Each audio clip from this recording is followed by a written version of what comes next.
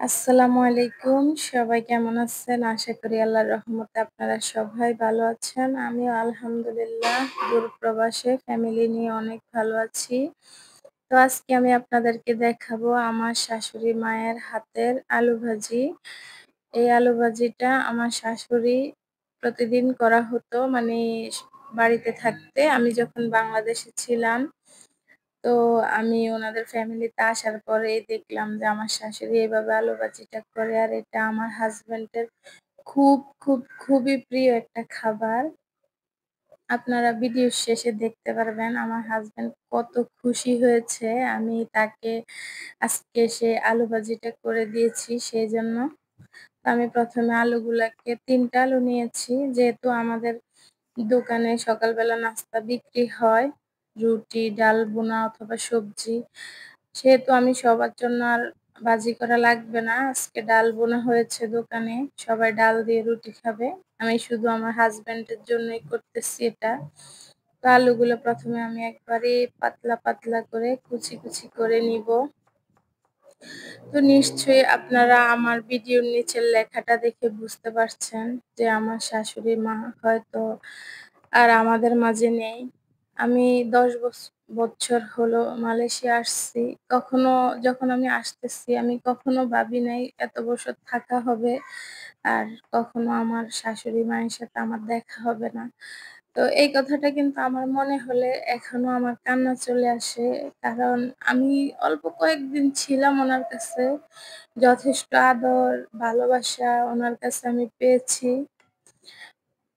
অনেক কিছু শিখছি আমি উনার কাছ থেকে। আসলে এখনো আমি মানে বলতে পারতেছি না কথাটা। আমার কান্না চলে আসে।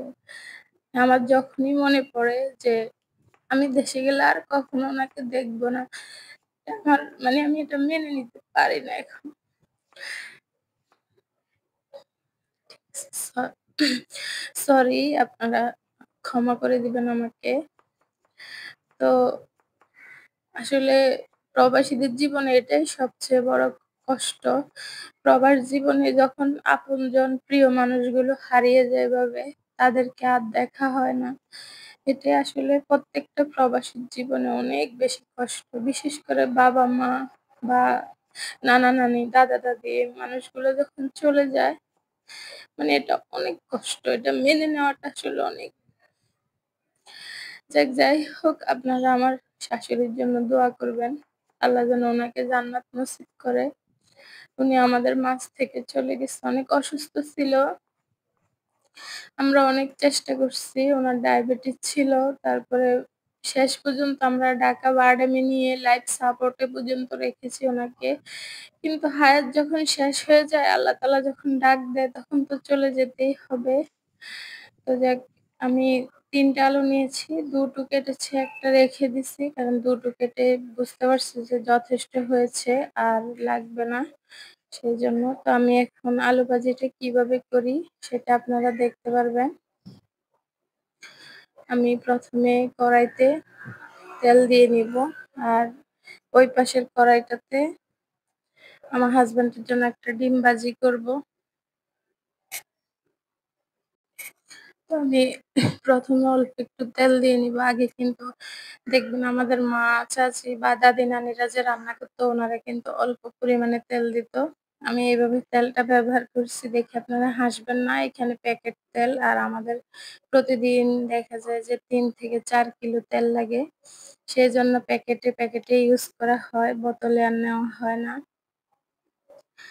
তো এই যে আমি ১ম এ পেঁয়াজ আর কাঁচামরিচ ফালি কয়েক টুকরা দিয়ে দিয়েছি। বেশি মসলা লাগে না কিন্তু এত মজা লাগে এই আলু ভাজিটা খেতে।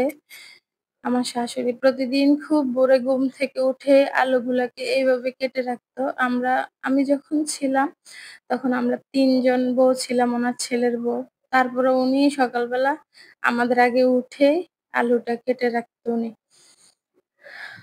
তো আর এইভাবে ভাজি করতো সবার জন্য। সবাই অনেক পছন্দ করে উনার এই আলু ভাজিটা। তো আমার হাসব্যান্ড ১ টা রুটি খাবে। প্রতিদিন ১ টা রুটি খায়। যখন আজকে আলু ভাজিটা পেয়েছে, তখন ২ টো রুটি খেয়েছে কিন্তু সে।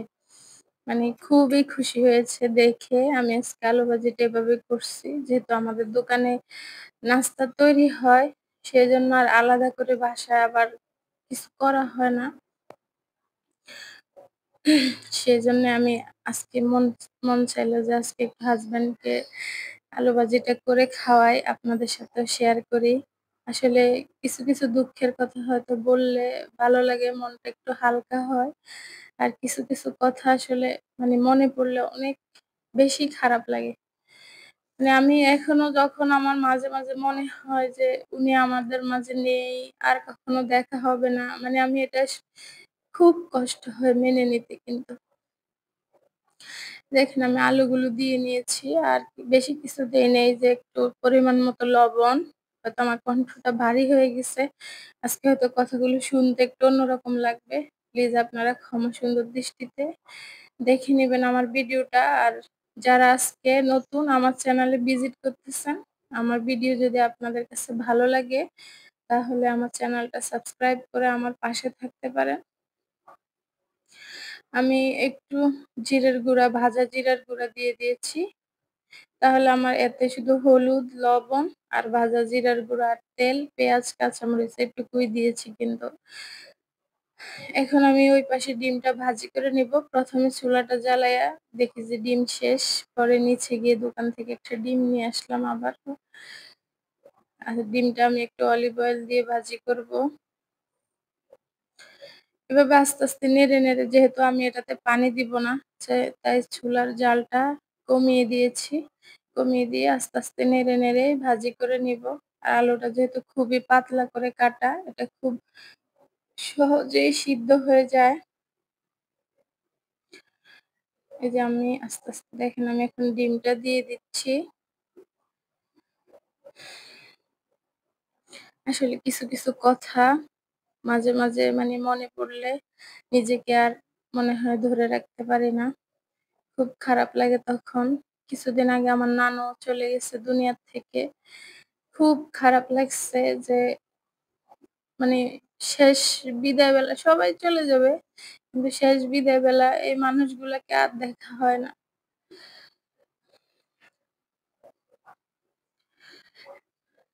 আপনাদের কাছে আমি আবারও মানে ক্ষমা চাচ্ছি। যাই হোক, আসলে এরকমই আমাদের জীবনটা।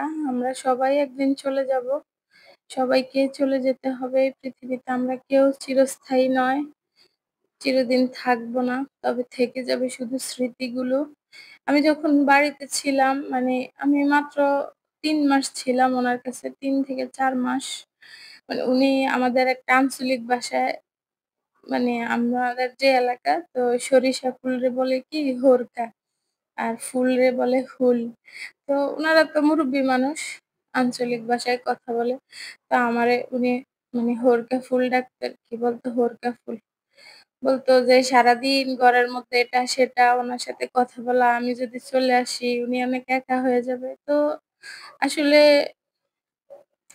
আরেকটা ভিডিওতে বলবো আমি কেন এত বছর দেশে যেতে পারি না, কি সমস্যা? এটা আবার অন্য কোনো দিন আপনাদের সাথে শেয়ার করব। কিন্তু আমি উনাকে খুব মিস করছি বা এখনো করি। তো আমি আসলে উনার সেবা করতে পারি নাই বা উনার পাশে থাকতে পারি নাই। তবে প্রাণ ভরে দোয়া করি। যখনই মনে পড়ে উনার কথা আমি দোয়া করি। হুজুরদের ওয়াজে শুনছি আমরা যারা মানে দূরে থাকি, তো আমরা যেহেতু সেবা করতে পারি না আমাদের কি করা উচিত? বলছে বেশি, বেশি দোয়া করা। তো আমি আসলে উনার জন্য প্রাণ ভরে দোয়া করি। আল্লাহ তাআলা উনাকে জান্নাত নসিব করুক। আপনারাও দোয়া করবেন আমার শাশুড়ির জন্য। আর এই যে আমার হাসব্যান্ডের নাস্তা রেডি। একটা রুটি, একটা ডিম আর একটু আলু ভাজি। মানে সে যে কত খুশি হয়েছে, আপনারা আমার সাথে থাকেন দেখবেন সামনে কেমন হয়েছে আলু ভাজিটা। আসলে অসাধারণ অসাধারণ। তোমাকে অনেক অনেক ধন্যবাদ। আসলে এই আলু ভাজিটা আমার অনেক প্রিয় ছিল, কারণ আমার যখন এভাবে আলু ভাজি করতো না, রুটির সাথে খেতে অনেক অনেক অনেক ভালো লাগতো। আজ থেকে আজকে কয় বছর আগে, প্রায় 20 বছর, 23 বছর পর মায়ের হাতের রান্নাটা স্বাদ আজকে পেলাম। কারণ আম্মা কিন্তু এভাবেই আলু ভাজিটা পানি ছাড়া, শুধু তৈল মশলা টশলা এগুলোর উপরে পানি ছাড়া, তো খেতে অসাধারণ লাগতো। তো আজকে সেই স্বাদটা আজকে ফিরে পেলাম। অনেক অনেক ধন্যবাদ সৌম্য তোমাকে।